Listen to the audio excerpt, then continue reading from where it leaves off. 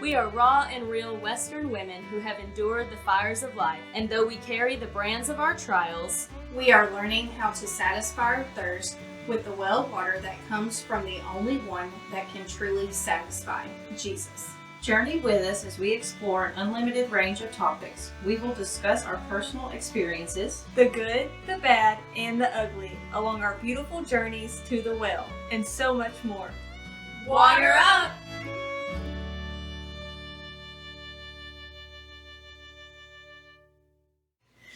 Okay, so we're going to be talking about stepping out of our comfort zones and kind of what that's like and how it is in like a group setting. It says comfort zones. We all have them, even though we might not want to admit it. Naturally, we tend to gravitate toward place, situations, or people that we feel safe around. Maybe you're comfortable in your day-to-day routine, but yeah, and as Joshua. Have I not commanded you, be strong and courageous, do not be frightened, and do not be dismayed, for the Lord your God is with you wherever you go. Why do you think people aren't willing to step out of their comfort zones? Like, what are some things that y'all think? Like, you think it's like fear of rejection? Fear of the unknown, knowing how it's going to end up, whether it's good or bad. What about you? Oh, my fear of rejection. Yeah. Fear of people not liking what I'm gonna do, or it bringing just an overall like negative air. Yeah, definitely. So, and I think with rejection, it comes with like conflict. You're worried about obviously what people are thinking, but then like the conflict that comes with it. You know, who's going to post this, or you know, who's going to have this back, and it obviously turns into Lord knows what. Or even if it's people that you knew in the past that will hold on to who you were back then and not understanding where you've come from, and they're very quick to judge or say something negative about it.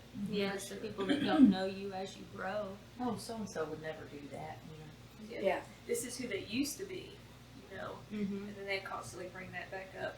I think you had instances whenever Jess came out and started preaching, right?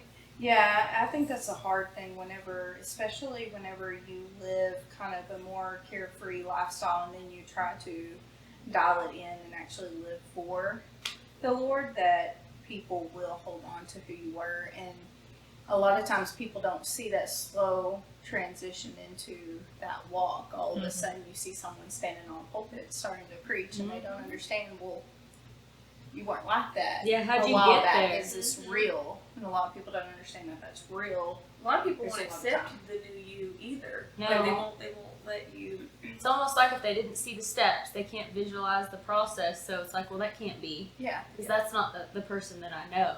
Yeah. I feel like a lot of people will go good for a month or two with the change or whatever they're doing, and then they'll fizzle out. And I feel like that's where a lot of people get their skepticism when it's concerning people changing. You know, Yeah. like they don't feel like it's gonna last. It's like going to church like for several months in a row, and then all of a sudden you stop and like going back to who you used to be. And I think that's where the hypocrite stuff comes into. Mhm. Oh, Agreed. you said you're this, but now you're over here doing this. So Yeah.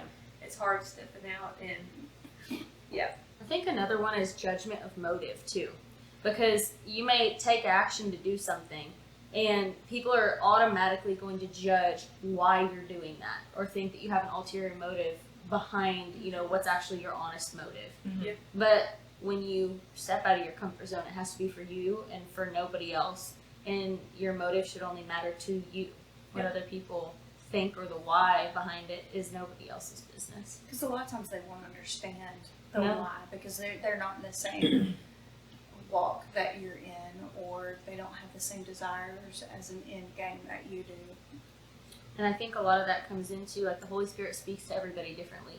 So, like, I may hear in my head, hey, I want you to go do this. But you stand up and you tell somebody, well, he just told me. He told me up here. I just know I'm supposed to go do it. They just think you're crazy. Yeah, You think can't about explain Noah, yourself. right? Like Noah was the crazy one. He had to build an ark, right? And Yeah. try to get people on. And yet he was the crazy one that had to step out of his comfort zone because he knew that that's where God was leading him to. That's right. or if you think about Saul, for instance, you know how he was there persecuting Christians, and then all of a sudden he's living for the Lord the next day. Like, can you imagine Like the 72 immediate hours. transition there? Yes. And it's like, I don't know, I can't even imagine. I I can't feel like imagine. God changes us a little slower though, like it's little increments. And Yes. so I feel like a lot of people don't see the little increments that God changes you in. Yeah. And then, you know, it opens you up to a whole different thing. And then, you know, 2 months down the road, they're like, who are you? What are you doing that for? You know? Mhm. And a lot of times you have to remove yourself from that atmosphere because you know that you need to change. And so you can't continue to go out and party and hang out with the same friends. You've got to now redirect your path. So to them, you just disappeared in that quiet, where in reality you're working on yourself. I think comfort zone in itself is something that we've placed on ourselves. Like, I don't think God put a comfort zone on us. I think that's something that's a worldly view. Mhm. Like, that's something you put on yourself because we're so worried about everybody else instead of what God has called you to do and how God thinks about you. We place everybody else's feelings towards us, and it keeps us from doing the will of God because we let everybody else voice their opinions and worry about that. Like, I think comfort zone is a worldly view. Yeah, it's almost like a filter. Yeah. And it's something that you just grow up with, and so a lot of people don't realize it. Like, hey, you've got to step out of yourself's way to change. You've got to actually dial back to yourself and your wants. Yep. Whereas the world's like, I need, you know, It's like all about never you. satisfied. Yeah. Yeah. Mm-hmm. It's all self-focused. It's And like immediate. giving up, what is that? Giving up your fleshly wants or whatever it is. Like desires, yeah, your fleshly desires for what God is. And it's definitely going against worldly standards. You know, nobody wants good for us anymore. Not just necessarily us, but like for yourselves in the world. Like everybody's against everybody. It's like nobody can just be happy for someone. As we're sitting here doing this, there's going to be somebody out there that's saying, you know, like, oh, that's not going to last. This will just be for a minute. It's like they're automatically already speaking negativity into. Yeah, why not be rooting other people on too? I mean, we should want everybody to do good, not just ourselves. It's like competition, fear of competition. You know, whereas like there's many people who do podcasts and stuff like that, and they're all great, but it's like you come in here and try to start a new one. It's like here it comes. Like, well, this isn't gonna last. This isn't, you know. Yeah, or you know, like in the industry as a whole should be like rooting you on and Yes. being like, yeah, go on with it. Like, good luck, good job. I hope it succeeds and does good. But instead, just the natural kind of like view that's taken is, oh well, you know what you said, it won't last. It'll crash and burn. It'll this, it'll that. Negativity. What can we do to let it go down? What can we do to put in front of it? What can we do to push it to the side to make it not as important as what we are doing? I Yeah. feel like that's an everyday struggle in everything. Mhm. You see it. That it's stepping out of your comfort zone is harder than staying in it. Yep. And that's one of the many things that comes with it being hard is, you know, people rejecting you, people stepping out and saying the things like that, and just the general being uncomfortable. It all, like, every point that we make, whether it be rejection, conflict, confrontation, whatever it may be, all goes back to the general, like, term of uncomfortable. All those things make us uncomfortable. Well, and I think comfort is easy. Easy is lazy. Lazy got friends upon. But easy is obviously a nice place to be because you're not having to shut yourself. You're not having to worry. You know what to expect. It takes you out of your daily routine of Yeah. normal. Yeah, for sure. Which, if most people think about it, it's like if you sit there and self-reflect on your life, the only times that you're really, I don't know about anybody else, but the only times I'm really content is when I'm being pushed a little bit or learning something. Like, I really liked going through school and college and things because it pushed me. And like, I got out of college and I didn't pursue any other education or anything for a little bit. Like, I was still new in the job and all this stuff, and a lot of it, I don't know, I felt kind of just, ugh, because I wasn't like, Engaging. I was just stagnant. Yeah. Yeah. And a lot of people don't want to be in stuff like that because of fear of, well, I'm not smart enough, or I feel stupid, or, you know, like I don't feel like you know, if I go in here and I try to push myself, for instance, like classes or whatever, I'm not going to be smart enough. I'm not going to, you know, be able to push on and do this. I don't know. That would be one thing that would stop me, is the fear of feeling dumb in front of somebody The negative things that the devil lies to you about. all the time. Yep. Yep, making you feel like you are not capable of, even though God has equipped you with everything that you needed. Yep, for sure. Okay, so bullet point number 2. Instances in which our group stepped out of our comfort zone. Oh. Yes. You remember that one time? There was this one time after church. Missy started it all. Are we talking about the singing? Oh yeah. And when we totally told y'all no and y'all did it anyway. Yeah, we Well, went to that women's conference. I feel like it was a mutual, you know, decision. Which one? Who? I was screaming no, I and was you were supposed like, to say, I I got gotta told speak where I now. was supposed to show up at. Yeah, Yeah. you were the one that was There was no blindsided. decision here.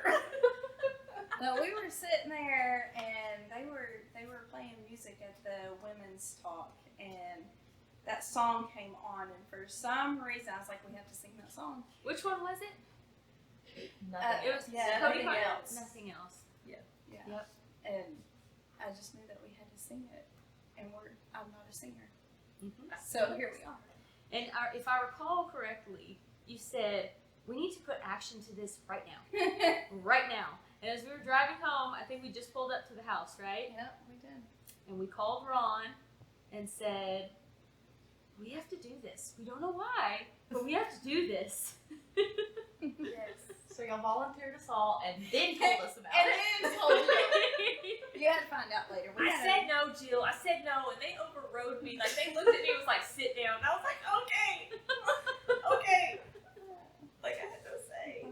Go sit down over there. I tried to help. I did. What's even better is that they asked us back. They never did after Mary, did you know? Yeah. There's a reason. Yeah, We are not cut out for that. We song. were made for the one song. Yep. That was a test that was set before us to see if we could get out of our comfort zone and We to did. put trust in God. We hey, did. I think He was trying to get us out of our comfort zone to get in front of people and talk and sing. And growth came of that It because stepping out of your comfort zone brings growth. It does. It does. Even though it was something that we were totally, like, out of our ordinary, like, I would never. Would you do it again? No. Only if it's that one song. Just one time. Just one time. It was neat though, like once we all kind of got on board with it, God kind of just took over everything, like with that one song. Now I don't know about the Mary Did You Know, but Yeah. the first one was great.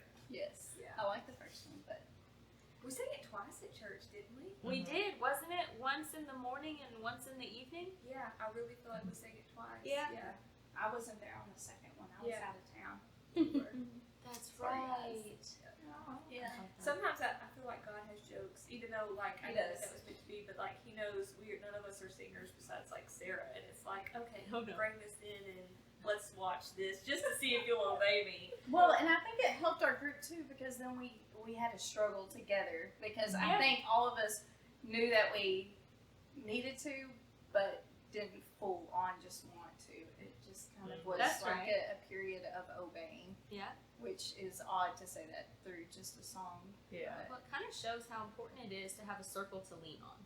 Mm-hmm. You know, like our circle and the way we support and lean on each other and we have each other's backs. And that was something, it was an instance where we were asked to do something we didn't feel comfortable with and we could do it together. We weren't by ourselves. We weren't, where we had to shoulder it all on our own. And I think it also highlighted some talents that, we got to sing. Yeah, who knew Sarah could sing until that's yes. My steering wheel gets a lot of it. That's it. That's about it. It's like a big speaker. It's okay. Just go it out. Not including just the singing, like sitting here right now doing a podcast is something that none of us would ever even remotely think about doing. And God has opened doors more than one way for us to be able to come together and to sit here and do something that we never thought we were capable of. And I mean, this is a big deal. Like, this is not just something that's among us. It's going to be going out among thousands, millions, hopefully. And I think this is like a big step. as a group. You know, it's not like we went out singly, but we've done this together, and God is moving this group to do big and mighty things. It's a really good example of the growth that stepping out of our comfort zones brought. Well, starting the group as initially just took a big step out of our comfort zones. That's Yeah. the truth. Because we were all Knew each suffering Yeah. on our own little islands by ourselves. For years, like, knew each other. years and years. Yeah. All knew each other. Like I can't even tell you how many years that we knew each other and never just opened up to each other. We just sat there around the campfire, quiet. Like ships passing in the night. Hey, how are you? Yeah. Hello. Hey. Yeah. And the one thing that brought us all together was brokenness. Mm-hmm. And it all started with God handpicking each one of us to be part of a Bible study, to sit around the kitchen table, and look at us now. Yep. You know, we always hate on them husbands of ours, but man, look how they brought us together. They sure Yes, like Darn ranch. I know. All part of the ranch and whatnot. So now we've found peace in letting a lot of things go. Speaking of husbands, we want to move towards that. And speaking things into action. Like we spoke the Bible study into action. It was something that God laid on our hearts. And here we are, what the Bible study has turned into and the things we've overcome and grown together. And not just that, how much our families have grown, how much our husbands have grown, our children, and learning how to speak things over our family and our husbands and speak it into existence. So I think that's a big thing, stepping out of the comfort zone, because you always talk about or think to yourself what you want, but nobody's ever willing to put in the time to pray and accept and ask God and fully on believe it. And here we are sitting here. And I think too, knowing that to step out of the comfort zone, this proves that you don't have to do it alone, right? No. There might be one other person, or in our case, the four of us that can walk together. And a lot of times, stepping out of your comfort zone, you feel like you're on a deserted island, and that tends to shy people away from trying to step out of that comfort zone because I don't want to be singled out and don't want to be there. So having that support system has been the biggest, It has. I think, the biggest comfort and support going forward. Feeling like nobody else has the same problems as you is one of the biggest things that kept me out of my comfort zone. It's like I'm the only one struggling with this. Like if I voice this to anybody else, they're just gonna look at me crazy, and like I know that they're not having these issues. Like the shame of The it. shame. Of Yeah, it. being ashamed of your problems. Yeah. Well, and I think everybody puts on like this bright light that, oh, our life is perfect and we're juggle like a full-time job and kids everywhere, but everything is good. And in reality, everybody's broken inside. And I think everybody carries a form of brokenness inside of them. Yeah. We all carry a different form. For sure. And I feel like one of the major things we learned with that first little book Bible study that we went through was just that, hey, we can ask God for these, I don't know, most people consider them like stupid little things. Like your prayers don't have to be so dressed up and holiness and da-da-da-da. Like you can say, hey, Lord, I want this. I want this. And I don't know if it's right or wrong or what, but here it is, I want it. Yep. And putting it out there, I think, is just a challenge in itself. I feel the same way. Being scared to pray for something. I pray for this. I'm not good enough to be able to receive this, or why would God help this? It seems so selfish. But if you bring everything, you put it before the Lord, His will be the ultimatum anyways, and it'll divert on the way. If it's not His will, then it'll be kind of pushed out. That's without, yes. Well, and a lot of times we think of something so that in our mind is feasible or something obtainable, but where God actually has in His will something greater beyond what we could ever imagine if we would just hand it over to Him and let Him take hold. We have not because we ask not. Mm-hmm. How many times has Charlene said that in church? You have not because you ask not. Yep. So asking for everything, like I think that's a really feasible thing to do. There's a lot of power when we decide to ask for something. You remember at the women's event when Tracy Schreiber spoke and she was talking about how she prays, and she was talking about how like she'll pray, but she's like, "Thank you for doing this because I already consider it done." Yep. because I've asked you for it and I know you're working on it. I already consider it done. Thank you for the completion of this. Like before it's even done. And then she gave multiple counts of that, and then how the resolution came not long after. There's a lot of power in asking the Lord for something and speaking it into existence, and then having full faith that He's going to provide that or better if He doesn't provide exactly what you're asking for. Because, like you said, He may have something better. Or taking the action towards that. You know what I mean? Like stepping out instead of just asking for it and expecting something to come. Like pick the shovel up, start digging the hole. Yep. Yeah. Can't forget to do the work. Yeah, no, We can't just we ask wait the question. For it to fall in front of us is what happens is, okay, I prayed for it, now you just sit back and wait. It's like, God, please let me win the lottery, and you don't even play the lottery. Mm-hmm. You know, it's like, how do you expect to win if you don't play? I'm not saying that, you play the lottery, but it's like one of those examples.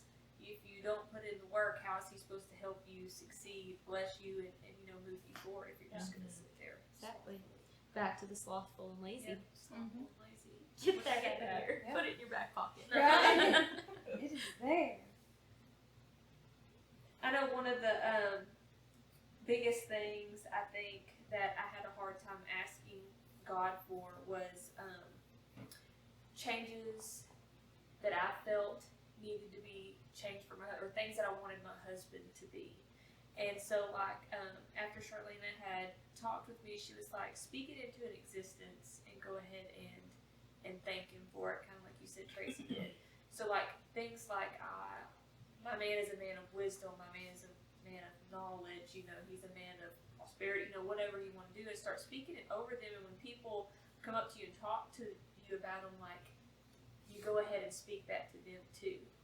And so I just thought that was like a big thing, as well as speaking that over people you love, not just over the things that you want, but over the people you love too. That's something that I need to work on, like largely in our family, both with Macy and Joel, because I have a pretty bad tendency to be like filterless, and like unknowingly or unintentionally say something like, oh yeah, this is going on today, or oh yeah, she's being this today, or he's being this today, and it's negativity based, and it's not intentional, but it's like there's a retraining of the mind that needs to happen there, where instead of saying that, I can start speaking positive things that counter those negative things into existence. That's something I need to work on. Because it's like you start thinking it, and then it comes out of your mouth to other people, and then like you start speaking these things to somebody else, well, then they automatically get the wrong, view of this person. It's like you've had one bad encounter with somebody, and you tell somebody else, and they automatically have negative feelings against them. For no Instead- reason. Yep, No real reason. no real reason. Yeah. So it's stuff like that. And then, like, when you pray for something to change, like, I would change my husband, blah, blah, blah, blah, change this, da, da, da, da, da. You've got to step back and let go and let God change it the way He wants to. Because it's normally not the direction you think it's going Or to the go. time. No, Or the it's time. always Yes. I'm with you. The change. You pray Always. for change for your significant other. Bet your sweet honey, it's going to be you that changes before they do. Like, And why is that? Because He's getting you out of your comfort zone. Yep. It's got to start somewhere, and it's the most willing person. Out of there. Gotta be humble. Yep. And we've talked about taking the action. Don't wait. Make the move now. I think oftentimes we wait and we let our minds get in the way and our thoughts, and then that leaves room for Satan to get in, and then you don't make the move that God has asked you to do. You sit there and speak things and Well, what if Silent. this and what if that, Excuses. and the lies take root. Just like if we hadn't have called Ron right then that night, sitting It there wouldn't in that truck, happen. we would have sat there, and Jill would have been like, and Katie would have been like, listen, no. And then I would have been like, And we would have been like, well, and then we wouldn't have done it. We did it because we did it right then. We put action into it. we wouldn't be sitting here today if we all decided not to go and be in the midst of the Bible study at Yeah. the ranch. And I think it's so easy for us to do immediate action for something that something that's material that we want. Say a new vehicle, like you can jump up and you can go get it right now. People tell you to sleep on it, but you get so anxious you don't, right? So you just end up going and buying whatever you want. But yet, on something that truly matters, why can't we be that reactive? Why can't we just immediately jump and go to it full force, right? We end up talking ourselves out of it, getting in our head, where if we can do that for something materialistic, why can't we do that on something that we know that God's calling us to? Because it's a difference between a fleshly want and a spiritual Yeah. want.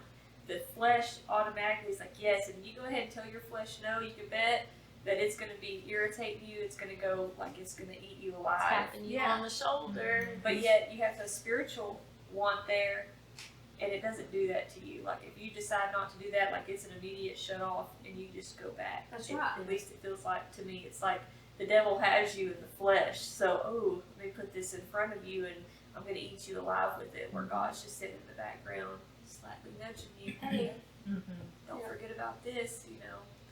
So I think those are big things. Is fight between the flesh and spiritual. Yeah. And that's Yeah. where you decide to where to put the action and make the move. Do you want to do it fleshly or what God is calling you to do? You don't want to do what God's calling you to do because then that takes you out of your comfort zone, and then you have to get Yeah. in front of people that you don't want to and sit here and talk like we're talking. And Yes, but the fleshly, the reward is right now, Immediate. right here. And it Yes. feels good and it looks good, Yep, and there it is right there. But the spiritual reward is up there. is way up there. But so then much the, better. the difference is that in that fleshly desire, like it also becomes unsatisfying so So much fast. faster.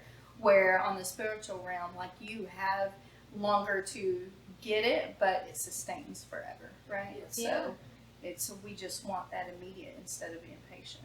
And even like the spiritual rewards, not even, at the end and in heaven, but just here on earth, the reaping and the rewards of seeing the fruits of your labor when you step out in spiritual action.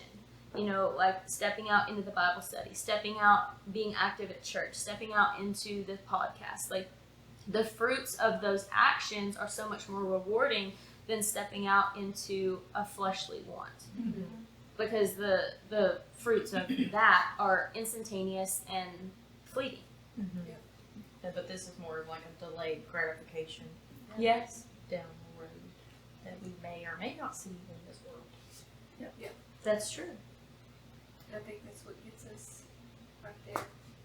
Is you can't have it right now. And which is like so true because we can get everything right now. We're on an Amazon time Absolutely. schedule, guys. 2 days shipping and Yeah. it's here. Like I don't want to wait for anything anymore. Like we drive anywhere to get whatever you want. Yep. That day. At your fingertips. Except for Jill. Jill had to wait for her truck forever.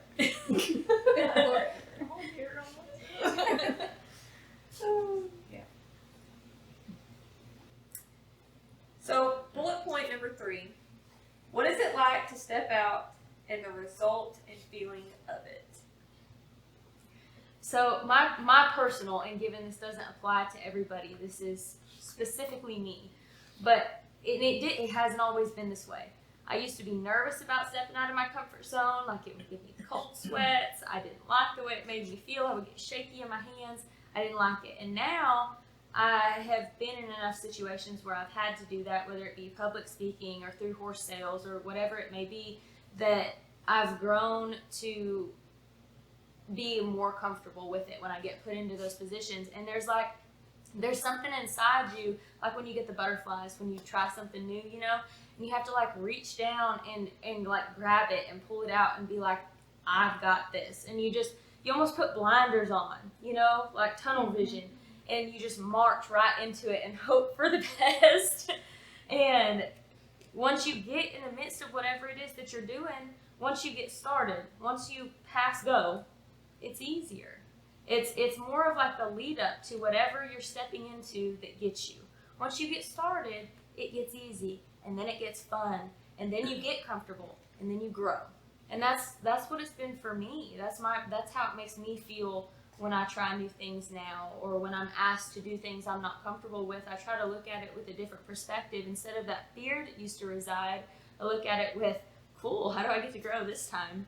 And it's just a different perspective. But you got to figure out, because each person's different internally, how to pull out that piece of you that's like, take charge. It's like you're charging into battle. You just got to put the blinders on and run with it. 1 Peter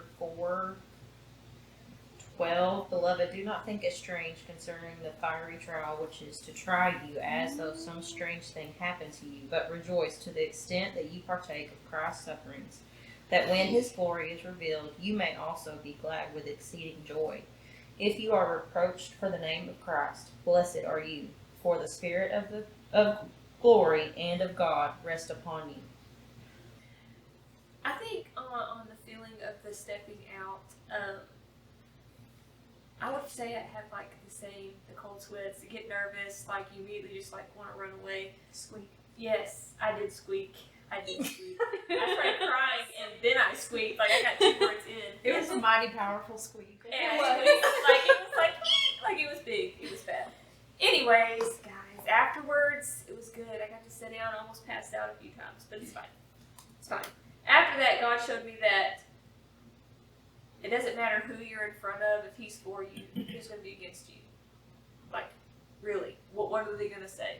What are they going to do to you? Nothing. It's all in your head, pretty much, is what it is. And that's what I've had to start telling myself nowadays. When you go to step out, who cares what anybody else thinks? Mm-hmm. If it makes you happy and you're doing the will of God, then it shouldn't matter to anybody else. He will pave the way. He will put the people in front of you that needs to be put in front of you. And those who truly matter will be there. And those who don't, well, they can sit on the sidelines and hate, or they can root for you, you know? It's just kind of how I think about it now. Well, I think too, whenever you do that, you find out that a lot of people needed to hear what you were so nervous to give, or what you were so nervous to do. People needed that. People Even need the to see, example that and you they're set. like, "Oh my gosh, I can't believe that you did that." And it almost gives them hope in themselves that they can step out too. Mm-hmm. And it's almost like you're being a leader in that whenever you do finally just let go and let God and move forward. For me, I'm kind of like you, whenever you can finally reach down deep behind those butterflies, you kind of get a little bit of the adrenaline out of it. Yeah, And that's a the good way to fun put it. part, right? Yep. That's definitely the fun part for me. But then afterwards, that confidence that you build in yourself, like you're like, okay, I could do that small little change and getting out of my comfort zone. I bet I can do the next one. And it starts actually growing you in a way that you are kind of proud of yourself. Because before, you just sit back and it's like, oh, I don't want to do that. And you end up finding out that you're just stuck in your own head. You're not just letting it go and just letting it flow and becoming who you are meant to be. Mm-hmm. And I think that's the biggest thing, is that we hold it back from stepping out, but yet that's where our purpose is found. Sure. And you can't find your purpose until you step out and just let go of That your is own. the truth. Yeah. I had no idea about my purpose until we started all this, and I truly think it's people don't know who they truly are because they only know the worldly view of themselves. They don't know that there's a view of how God views you. Mm-hmm. And I think that's where you're stuck. Like, I've had this conversation multiple times with my husband. Like, you're a wonderful person, but you have no clue who your identity is in God. Like, how He sees you and how you should see yourself. Yes, you see yourself as this, but He sees you as a warrior. He sees you as a big-hearted person who can reach lives, but you don't see yourself like that because this is how the world views you, whatever that may be. You know, you're not just a horse trainer and somebody who cusses and drinks beer all the time. You know, you are somebody who, when you're asked upon, you will give them nothing but the truth. You're the one that's going to build them up before you even remotely think about tearing them down. You know, these are all how God sees you. He's placed you here for this specific purpose, but you've let the world get into that, and you can't fully see who you are and what your purpose is. Mm-hmm. You know, you go that direction. So I think the worldly view gets in the way of us getting to our full purpose and who we are in God, not the world's view. I would agree with that absolutely. Yeah, we grew up with so many instances where the devil does plant those thoughts. Even as little kids, like, that's where it starts. And then by the time you're an adult, you don't realize that, hey, I do have self-worth in God. Mm-hmm. And we don't realize that, hey, the devil's over here putting thoughts in us like, you're no good, you don't need to do that. You know, like, he's trying to stop us cold in our, whatever we're doing. I mean, it's just like as a new career, like for example, coming in as the newbie, like in nursing, all the newbies love the nurses that will stop and be like, hey, it's all right, you got it, no big deal. Show you how to do it, and you remember those people for, you know, years to come, and then a few years down the road, you become that calm in the thunderstorm where For sure. Yeah. before, you know, you couldn't even step in that room. Yep. And so I think it's important that we, you know, pay attention to those people that make that kind of a difference, so that way we can do that for somebody else down the road. And I feel like God places those people in our paths. Absolutely. But if we let the thoughts the devil puts in our head get to us, I mean, it just stops us cold in our tracks, and we can't continue. And I feel like it gets in the way of a lot of God's plans. And I think social nowadays. media And is, he's got to kind of go around yeah. and use some other route to get it done instead. Whenever he might have, you know, had that plan for you. We definitely get in our own way, for sure. Mm-hmm. And God's probably like, it was right there. Now we get to go 10 miles this way, and then you get to go through all this just to get back to where we were. And if you would have just calmed down and listened to me, then yeah. Heard that still little small quiet voice over the loud rumble of the lies, because they are loud, the worldly lies that we believe. And I liked what you said, they're planted in us from the time we are little bitty. Absolutely. Worldly lies about things as small as appearance and clothing and makeup, and I mean those things, those lies are planted in us from the time we're tiny. And they're so loud that they're deafening. Yes. And none of that is truly important. And by the time we get old enough to really do something about it or be used by God, we're so used to it, we think it's normal. Like somebody else is always out there that's better. Mhm. And that's almost like a tactic to break people down instead of lifting people up. Society makes you think that Yes. that's how it is. That's true. But perspective plays into that a lot too. Like if somebody can learn how to adjust their perspective, like adjusting your perspective from being nervous about stepping out of your comfort zone to what can I do with this opportunity? How can I grow? You know, just being able to adjust your perspective from a worldly standpoint to a Christ-like one would, you know, make a big difference, I think, in a lot of people's growth and ability to reach further. For instance, when you were talking about the stepping out and whatnot, for some reason it popped in my head when we first started the Bible study. Okay, whenever we did that, we were brought there for a specific reason, and obviously that was from the brokenness and whatnot. But you have to be raw and you have to be real in those points of view. That's something that you don't want to be in front of anybody that you're not comfortable with. You gotta bring your ugly to the table. Yes, and nobody wants to show they're ugly because of everything that The the world. judgment. Exactly. Yeah. So that's what's wrong now is nobody wants to be raw and real. We want to be fake, and we want to, you know, make it look like everything's Cover okay. it up and tuck it in. And Exactly. Put on a good front. Nobody knows how to be raw and real anymore. We've pushed that in, and now we're just giving us this worldly of, you know, oh, this is who I am, but it's really not when you're inside and you're, you know, whatever it may be. The world can't be raw and real with a bunch of fake people. If God's called you to be that, then you need to be that regardless of what any of those things. I'm sorry, that just like sunk into my head whenever. I loved it. Yeah. I was like, I was hooked. And I think all that starts with being honest with yourself. Yep. Because a lot of times we don't want to be honest with ourselves because once you lay it out, then you see the ugly. You see.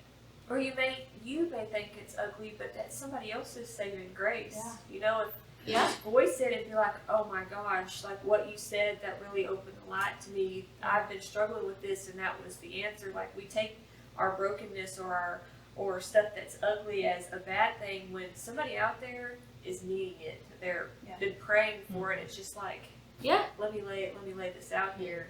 everybody acts like it's a brand new thing, like, Yeah. but it's not. Read the Bible. There is so much ugly in there. There's a lot. There's so many examples of ugly in there. You remember the night we did the tiki torches in the Yes. front yard? Yeah. You remember at the end of that when he laid on your heart that we all needed to lay something down? Yep. we were all laying down a piece of our ugly. Exactly. I mean, it really was. Like, in mine, like, I've never forgotten that. And I still, like, I work on it every day, laying mine down. And that has never gone to rest in my mind. Like, it comes back up probably daily, if not multiple times a day. And mine was perfection. And that's a worldly lie. And that's something I still struggle with to lay down every day in Macy, in myself, in the horses, and in even the media for the horses. Like, it's a big one, but that's a worldly lie. And that was all that night when we laid those things down. Those were all pieces of our brokenness and parts of our journey that he was putting to rest.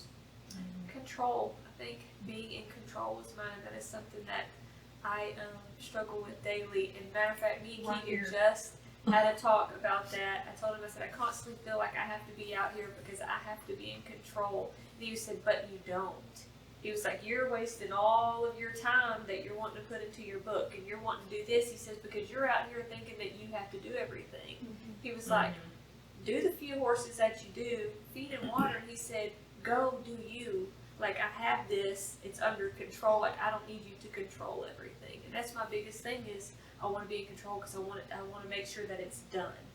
But man, that has held me so captive to feeling brung down. It makes me hold resentment towards him because I feel like I have to constantly do anything, even though that's not it at all. There's so much In my pressure mind, against it. that's how it is. Because you Like, feel like if you don't do it, it's not going to be it's done not going right. to be done. Exactly. Or- But in reality, that's not it at all. It will get done. It just won't get done how I want it to done. Yeah. Is how it is. Yeah, being able to let go of that perfection. Exactly. But man, it like consumes your mind, and then like you would think something like that, just would consume your mind, but no, it brings in anger. It makes you, speak out to your family, in a way that doesn't, all your stress just towards that. And in reality, I'm the one that's put that on myself. Like, you don't have to be in control of that. Like, let it go. Like, it's gonna be fine. Yeah. It's gonna be fine. But in my head, it's not. Yeah. So I same struggle with with that every day. So I mean that's overcoming, things like that.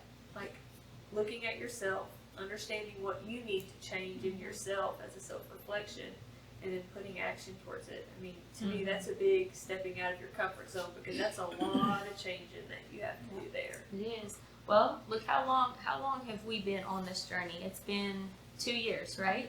Because it was 2 summers ago, I think August.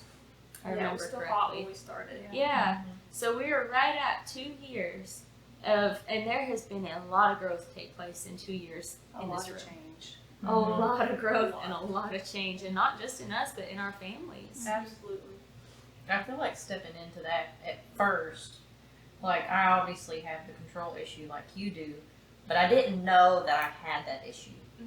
Like there were several things that that God revealed to me about myself at that point where I needed to lay this down and I needed to lay this down, and it's still something I struggle with, but I feel like I can see it, or I can see how I'm burning down my own house over here Exactly. instead of letting it go. It's gonna be okay, and having a loving heart towards it instead of being control freak. Or Washing those feet. Yes. Yes. Wash them feet.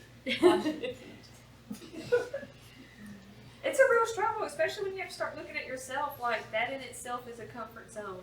Like, how you think that you are, and then God revealing to you the things that you need to change. Talk about step out of your comfort zone and want to start changing things like that. Like, it's uncomfortable. Like, it almost makes you irritable. Like, I want to change this. Why do I gotta be the one to change this? Like, why is it can't you always change me? them over there first? Yeah. Like, I can tell you, it's not how that works. It almost makes you defensive. Yes. Yeah.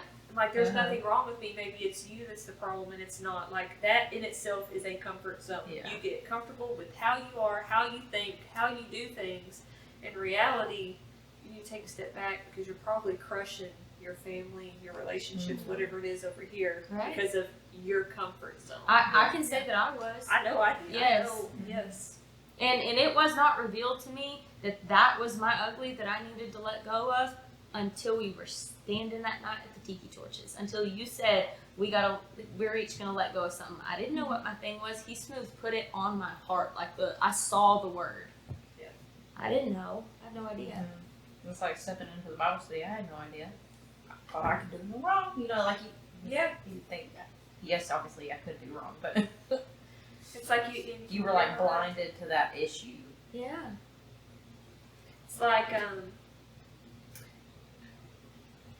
several years back, talking about wanting change in your husband and how life is, like waking up every morning and praying specifically for these changes, and then getting mad because the changes aren't happening, and you're constantly, you know, fighting with God. Like, here I am, I'm doing everything He asked me to do. I'm going to church. I'm a faithful wife.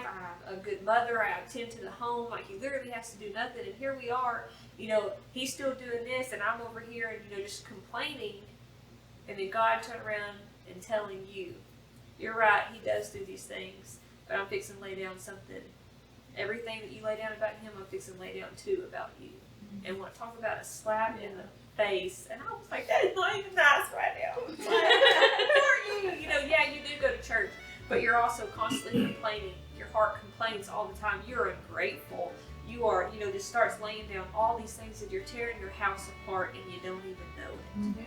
And that's just it. I didn't. I had a view of what I thought needed to be done, but I didn't see it how God wanted it done. I just had the view of how I read it and how I thought the church wanted it. It's not it at all. Like, God calls you, if you're going to do this, you need to do it wholeheartedly and how I want it done. So then you got to go back and you got to change, you know, and that just, yeah.